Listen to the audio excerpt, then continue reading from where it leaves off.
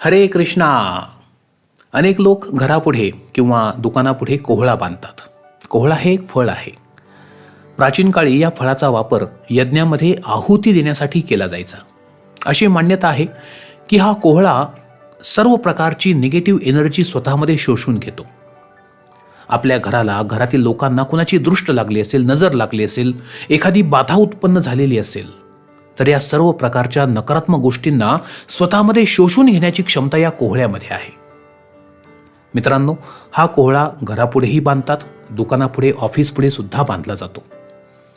मात्र हा कोहळा बांधण्याची एक विशिष्ट रीत आहे, विधी आहे.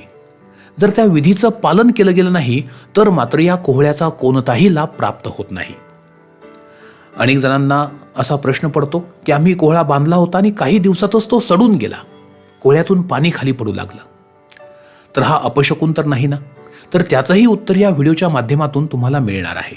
तेव्हा शेवटपर्यंत स्किप न करता हा व्हिडिओ नक्की पहा.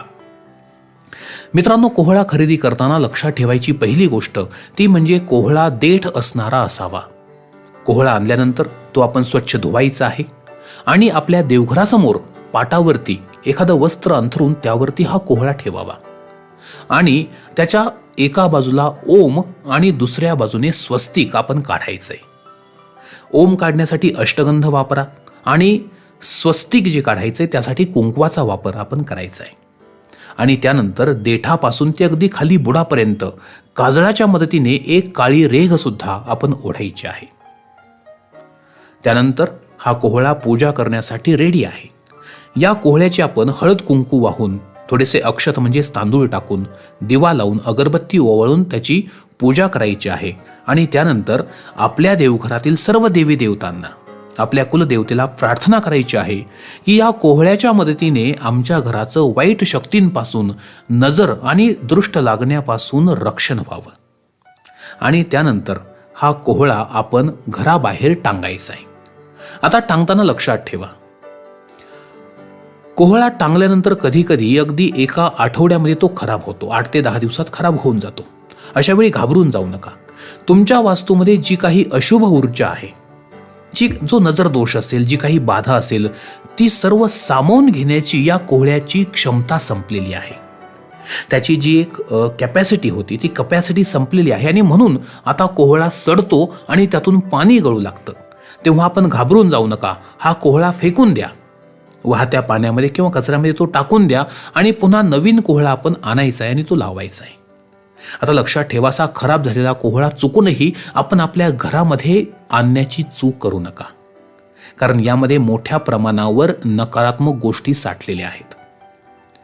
तर जर कोहळा अशा प्रकारे सुरुवातीला खूप लवकर खराब झाला तर समजून जा की त्याचा योग्य तो वापर चालू आहे, त्यानं त्याचं काम अगदी परफेक्टली केलेलं आहे. ही अशुभ ऊर्जा आपण घराबाहेर दूर कुठेतरी फेकून द्यायची आहे. आता जो नवीन कोहळा तुम्ही आणून लावाल तो तुम्हाला जास्त दिवस टिकलेला दिसून येईल, किंवा जर खूप जास्त तुमच्या घरामध्ये निगेटिव्ह एनर्जी असेल तर तो सुद्धा खराब होईल. तेव्हा नव्याने पुन्हा एकदा तो आणण्याची आपण तसदी घ्यायला हवी.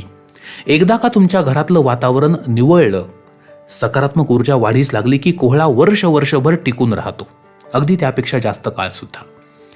आता जो कोहळा आहे, कोहळा हा शक्यतो शनिवारच्या दिवशी लावण्याची आपल्याकडे पद्धत आहे. शनिवारीच कोहळा लावायचा आहे, टांगायचा आहे, त्याची पूजा करायची आहे आणि ती सुद्धा सूर्यास्त झाल्याच्या नंतर, म्हणजे सूर्य मावळल्यानंतर. हे सुद्धा तुम्ही लक्षात ठेवा. जर कोहळा खराब झाला तर नवीन कोहळा जो लावायचा आहे तो सुद्धा शनिवारच्या दिवशीच लावायचा आहे.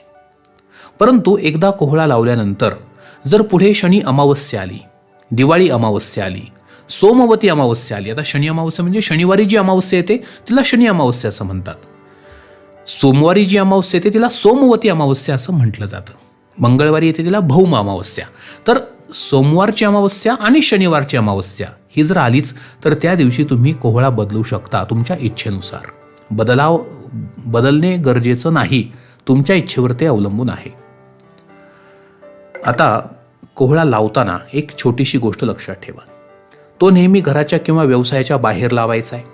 येणाऱ्या जाणाऱ्या लोकांची नजर त्या कोहळ्यावर पडायला हवी अशा प्रकारे तो लावायचा आहे. आणि बाहेरून आपल्या घरात येणारी व्यक्ती त्या कोहळ्याच्या खालून आली पाहिजे अशा ठिकाणी त्याची जागा निश्चित करायची आहे. आता हे सगळं मी तुम्हाला का सांगतोय, तर बाहेरून जी व्यक्ती घरामध्ये येत असते, जर तिच्या मनामध्ये काही काळबेर असेल, एखादी अविद्या जर ती आपल्यावरती करणार असेल, काही बाधा करणार असेल किंवा तिची नजर जर आपल्याला लागणार असेल, तर त्या सर्वांना घरामध्ये प्रवेश करण्यापूर्वीच शोषून घेण्याचं काम हा कोहळा करत असतो. तुम्हाला माहिती आहे का की कोहळा कधी लावावा? जर तुमच्या घरातल्या लोकांची सातत्याने चिडचिड होते, तुमच्या घरातले लोक जो व्यवसाय करतात त्या व्यवसायामध्ये, उद्योगधंद्यामध्ये अडचणी येतात, प्रगती कशीच होत नाहीये. आधी प्रगती होत होती, मात्र तिला आता ब्रेक लागलाय. तर ही सगळी बाहेरची बाधा किंवा नजरदोष असू शकतो आणि अशा वेळी आपण हा कोहळ्याचा उपाय करू शकता.